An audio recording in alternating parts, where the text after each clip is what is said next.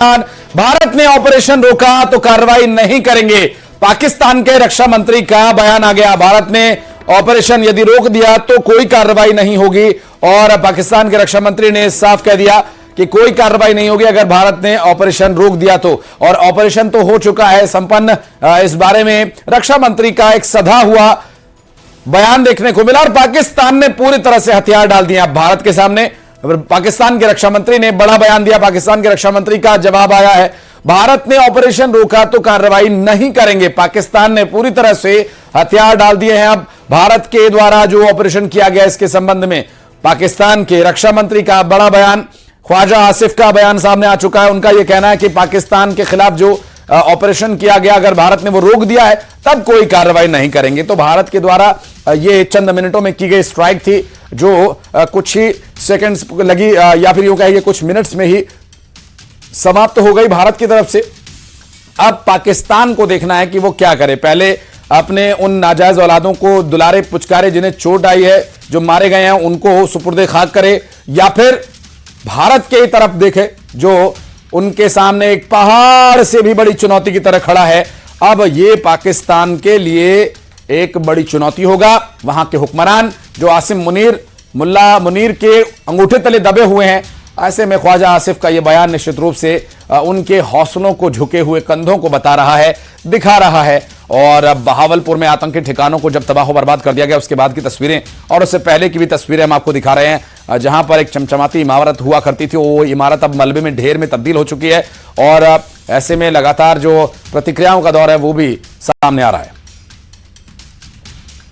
और बात करने के लिए लगातार हमारे साथ रिटायर्ड मेजर आशीष चतुर्वेदी जी जुड़े हुए हैं।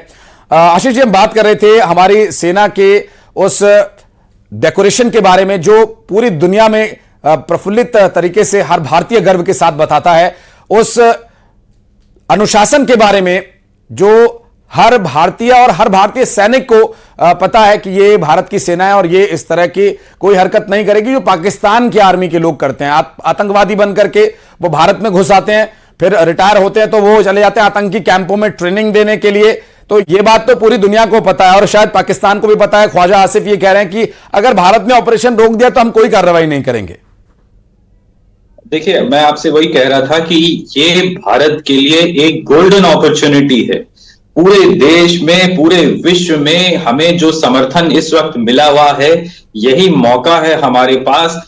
हमें पीओके को वापस ले लेना चाहिए। पाकिस्तान कितना डरा हुआ है आप उसी से देख लीजिए कि वो ये कह रहा है कि हमने उसके ठिकानों पे बमबारी करी, उनके आतंकवादियों को मार दिया, और वो कह रहा है हम कोई कार्रवाई नहीं करेंगे अगर आप आगे ऑपरेशन रोक देंगे। मतलब कहीं ना कहीं वो यही हाथ जोड़ के कह रहा है कि अब आगे और कुछ मत करिएगा।